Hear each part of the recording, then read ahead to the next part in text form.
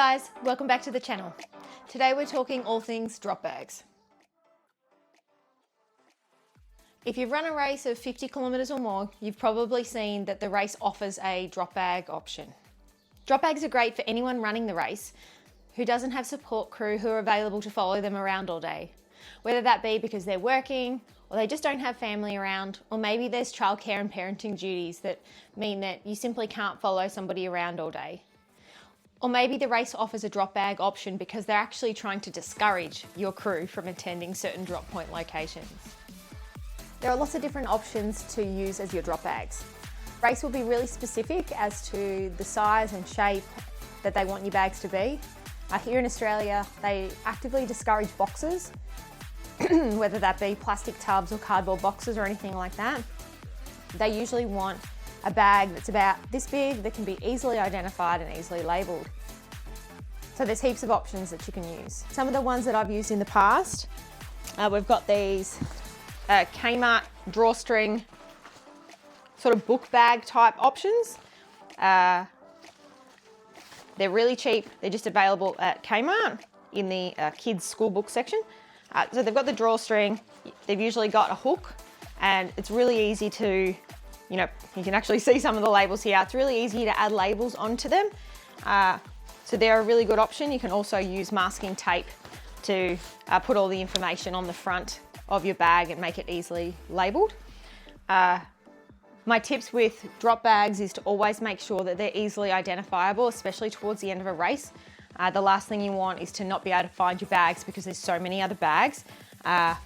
So these, relatively unique bags are really helpful.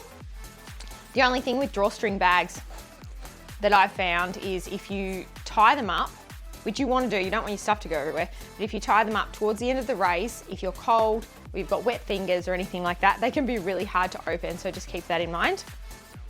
Another good option is the insulated shopping bag. So Coles and Woolworths here in Australia both have the insulated shopping bag.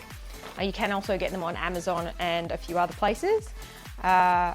These are really great. They're really easy to label. They're light, they're waterproof, and they actually fit a lot of stuff in here. Really easy to label. The only problem is that here in Australia, you find that a lot of people are using these because they're so good. So make sure you really clearly label them so that yours don't go missing at a checkpoint. And if you see novelty ones come up, at Easter, there's ones with bunny rabbits and Easter eggs and carrots and things like that on them. At Christmas, there's Christmas ones. Anything that will make your drop bag stand out in a crowd is definitely a positive. So with your drop bags, there's a few things that you really want to put inside them, and there are some things that you really don't want to have in there. As a general rule, you don't put any liquids in your drop bag. There's water available at pretty much all checkpoints. If you want some sort of liquid, it's really best to just add the water at the checkpoint. I've seen people put, cans of Coke or cans of like an energy drink or something like that in their drop bags. Just be really careful with that stuff. One, it's really heavy, and two, if it breaks or cracks because of how it's been transported, you might end up with a sticky, goopy mess all over your clean change of clothes that you were hoping to change into. So just be really careful with that sort of stuff. Some races will prohibit liquids, so make sure you check the rules of the particular race that you're entering when it comes to what you can and can't put into your drop bags. A really obvious thing that is really important to check with each race, especially when it comes to drop bags, is mandatory gear and poles. I'm using poles as an example because some races will require that if you're going to use poles in a race, that you carry them for the entirety of the race. Whereas other races will allow you to pop them in a drop bag at halfway or at 75k or something like that, and allow you to pick them up and drop them off as you see fit. So just be really careful that you're not breaking any rules when it comes to that. And mandatory gear seems really obvious. Mandatory gear is to be carried on your person at all times, unless the race specifically says that you can put something in a drop bag at a certain spot. Some races will say that you need to have a fluoro vest with you, for example. But they might say that you only need that fluoro vest if you leave a certain checkpoint after a certain time. So if that's the case and you're going to make that time cut off, you might be able to put your fluoro vest in a drop bag, but just be really careful with that sort of stuff. The last thing you want is to be banned or DNF'd or something like that because of a mistake with your mandatory kit and your drop bags. So I'm going to use my most recent race, the Taupo Ultramarathon 100K, as an example of what I put in my drop bags in terms of snacks and clothing and things like that. So yeah, let's go back in time and have a look at the Taupo Ultramarathon. Okay, so each bag gets the same basic kit, which is a packet of tissues, a packet of wipes, some pawpaw for like anti-chafe and lip balm and anything else you really want to use it for, and a spare buff. The other two also get a spare pair of socks just in case. And my last bag always automatically gets my glasses, just in case the ones I've got start giving me a headache. Make sure when planning out your drop bags, you also take the weather into account. If it's going to be really cold or really wet, you're going to want extra clothing in each one of your drop bags just in case you get really cold or really wet and you need to change your clothes to look after yourself and to save your race. I was really lucky with Taupo because it was going to be a nice sort of mid-range sunny day. I didn't have to worry about it being way too hot and I didn't have to worry about it being cold, wet or icy. If that was the case, I would have had a lot more clean t-shirts in each bag, as well as warmer layers like long sleeves or more durable sort of heavy set layers if it was going to be really icy conditions.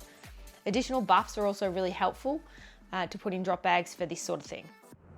Okay, so these are all broken up into sections. Start 25k, 50k, 75k, and in each one there are blocks, gels, tailwind, strip waffle and lollies.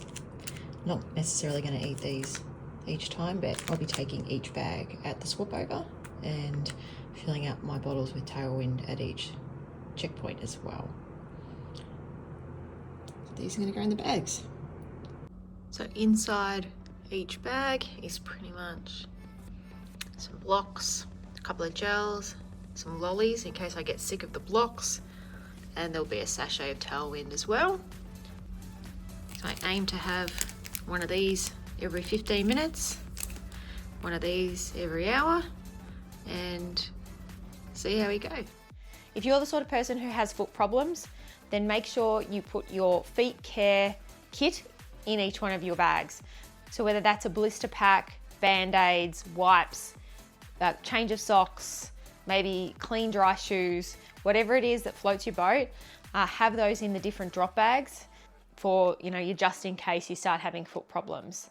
This can be really important for races where you're going to get wet feet if there's a lot of water crossings, if it's snowing, if it's at the beach and you're simply just running along wet sand or things like that. Having a nice clean change of socks or a change of shoes can be really helpful if foot problems are your thing. Make sure you prepare, know yourself and know what you might need and plan accordingly. Use those drop bags to your advantage. Okay, so bags are pretty much done. I've added socks and a long sleeve and a spare t-shirt to that one as well, just in case it gets cold or wet and I want to change.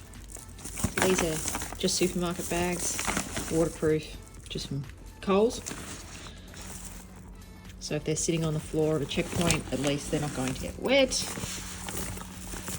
Yeah, seal those up, go and drop them off. This is all a bit chaotic at the moment, but there'll also be a start line bag and a finish line bag. So the finish line bag is warm socks, clean clothes, oversized tracksuit pants, etc. Oh, never mind the jocks, and some wipes. And that's just for the drive from the finish line back to the accommodation.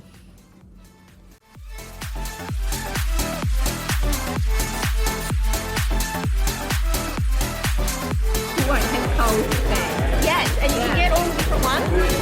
Which in Australia it doesn't really work. Because everyone has cold bags. That's right. You get the lemon lime one. They're very cute.